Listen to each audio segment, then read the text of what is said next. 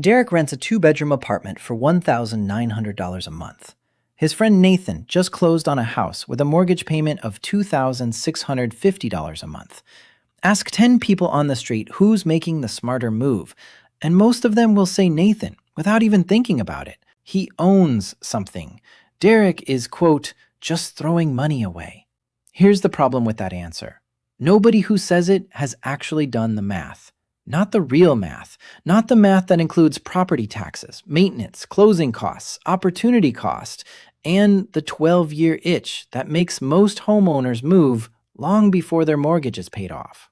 By the end of this video, you'll know exactly what renting costs you, what buying actually costs you, and the specific financial conditions under which each one wins. Not opinions, not renting is throwing money away nonsense you heard from a relative. Real numbers, run all the way to the end. Derek and Nathan are both 31. Both make $65,000 a year. Both have $60,000 saved. Same city, same starting line. The only difference is what they do next. Nathan finds a $380,000 home, which is close to the national median home price reported by the National Association of Realtors. He puts 15% down, which is $57,000, keeping a small cushion in savings. He takes out a 30-year fixed mortgage on the remaining $323,000 at 6.7%, roughly the average rate lenders were offering at the time. His principal and interest payment comes to $2,083 a month. Add property taxes at the national average of about 1.1% of home value annually, that's $348 a month. Add homeowners insurance, averaging around $150 a month nationally. And because his down payment is under 20%, he's also paying private mortgage insurance, roughly $135 a month, until he crosses that 20% equity threshold. All in, Nathan's true monthly housing cost is $2,716. Derek signs a lease on a comparable two-bedroom for $1,900 a month. He keeps his $60,000 sitting in a brokerage account, split across a total stock market index fund. He sets up an automatic transfer of $816 a month, which is the exact difference between his rent and Nathan's total housing cost. Same monthly cash outflow, two completely different destinations for that money. Stage math at day 1. Nathan, $323,000 in mortgage debt, a $380,000 asset, $2,716 a month going out. Derek, zero debt, $60,000 invested, $816 a month also going into that same account every month on top of the rent he pays. On the surface, Nathan looks like the adult in the room. He has a driveway. He has a mailbox with his name on it. Derek has a landlord and a leasing office that closes at 5 p.m. Feelings and finances are about to tell two very different stories. Here's where almost everyone gets the comparison wrong. And it isn't really about money. It's about what feels like progress. Every month, Nathan watches his mortgage balance tick down slightly. He can point to a house from his car window and say, "That's mine," even though the bank technically owns most of it for the next couple of decades. There's something psychologically real about that. Owning a physical thing feels like wealth, even in the years when it isn't actually building much of it yet. Derek, meanwhile, logs into an account that just shows a number. No front door. No neighborhood barbecue where people compliment his landscaping, just digits on a screen that go up a little, down a little, and up a little more. Nobody throws a housewarming party for an index fund, but here's what the feeling hides. In the first 5 years of a 30-year mortgage at 6.7%, the overwhelming majority of Nathan's payment is interest, not principal. On his $323,000 loan, he pays roughly $21,400 in interest in year 1 alone, against only about $4,200 that actually reduces his balance. He's paying the bank $5 for every $1 he keeps. That number gets better every year, but slowly. It takes until roughly year 17 of a standard 30-year mortgage before the split between interest and principal even reaches 50-50. Add to that the reality that Tax Foundation data shows most homeowners no longer benefit from the mortgage interest deduction the way people assume. Since the standard deduction nearly doubled in 2018, roughly 90% of taxpayers now take the standard deduction instead of itemizing, which means for most homeowners, that tax write-off everyone talks about doesn't actually lower their tax bill at all. Derek's illusion runs the opposite direction. He assumes he's falling behind because he doesn't own anything. But his $816 a month isn't disappearing, it's compounding in an account that doesn't require a new roof, doesn't need its HVAC replaced, and doesn't come with a property tax bill that rises every single year, regardless of what his income does. The shift in this comparison happens the moment you stop asking who owns more and start asking who's accumulating faster after every real cost is counted. Let's run 5 years for both of them. Nathan has paid $162,960 total in housing costs over 60 months. Of that, roughly $114,000 went to interest, taxes, insurance, and PMI, money that built him zero equity. The remaining $48,960 went toward principal. His home, appreciating at a conservative 3.5% annually, which lines up with long-run Case-Shiller data, is now worth approximately $451,000. His remaining mortgage balance is around $299,000. That puts his equity, home value minus what he owes, at roughly $152,000. That sounds fantastic until you subtract what it actually costs to get there. Nathan budgeted 1.5% of his home's value annually for maintenance, which is on the conservative end of the 1 to 2% range most financial planners recommend. That's around $5,700 a year, or $28,500 over 5 years. He's replaced a water heater for $1,400 and dealt with a $3,200 furnace repair that wasn't optional in February. His real out-of-pocket cost beyond his monthly payment adds up to just over $33,000 across those 5 years. Derek, over the same 60 months, has contributed his original $60,000 plus $816 a month, totaling $48,960 in new contributions. At a historical average annual return of around 10% for the total U.S. stock market, which is the long-run figure most frequently cited using S&P 500 data going back to 1957, his account has grown to approximately $148,000. He spent $0 on repairs, he made 0 phone calls to a plumber, he didn't lift a finger. Stage math at year 5.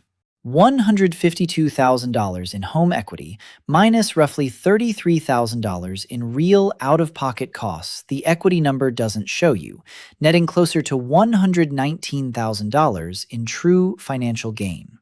$148,000 in his account, no maintenance costs, fully liquid, and he can access it without selling a house or calling a real estate agent. They are almost dead even. But one of them got there with a part-time, unpaid job fixing things, and the other got there by doing nothing at all. The honest warning.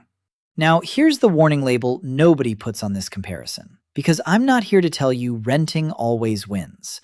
That would be just as dishonest as the people who say buying always wins. If Derek isn't disciplined enough to actually invest that $816 a month difference, this entire comparison collapses. This is the single biggest flaw in the rent and invest the difference argument that finance content constantly repeats. Multiple studies on renter savings behavior have found that most people who rent instead of buy do not actually invest the difference. They spend it. A bigger apartment, more takeout, a nicer car. The math only works if the discipline is real, and for most people, it isn't. And Nathan's numbers aren't guaranteed either. Home appreciation of 3.5% a year is a long-run historical average, not a promise. Some markets have gone a decade with flat or falling prices. If Nathan needs to sell in year 3 or 4 instead of holding long-term, he's likely underwater once you factor in the roughly 6% in realtor commissions and closing costs that come with selling a home. According to National Association of Realtors data, the average homeowner now stays in a home for about 12 to 13 years before selling, largely because the transaction costs on both ends make short-term ownership a losing proposition almost every time. Buying is not a guaranteed win. Renting and investing is not a guaranteed win. Both of them are only as good as the discipline and the time horizon behind them. This is where the comparison starts to separate, because time works differently for each side of this equation. Fast forward to year 10. Nathan's home, still appreciating at 3.5% annually, is now worth approximately $536,000. His mortgage balance has dropped to roughly $263,000. His equity sits at about $273,000. Over that decade, he's paid an estimated $57,000 in real maintenance and repair costs beyond his monthly payment, including one full roof replacement around year 8 that ran him $11,000.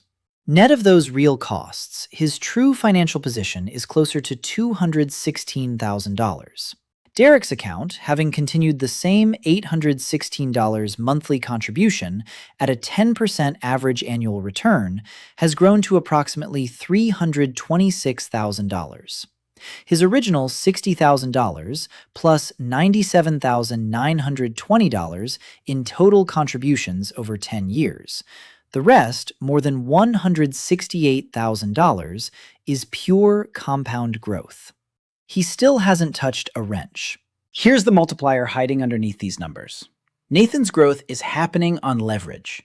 He put down $57,000 and controls a $380,000 asset. That 5-to-1 leverage means every percentage point of appreciation is magnified relative to his own cash invested. That's a real and powerful advantage, and it's the main reason real estate has historically built wealth for so many households. But Derek's growth is happening on compounding, without any of the debt, insurance, tax, or repair exposure that comes attached to leverage. His growth curve doesn't need a tenant, doesn't need a housing market to cooperate, and doesn't require him to live in a specific zip code for a decade to make the math work. Stage math at year 10. Roughly $216,000 in true net financial position after real costs.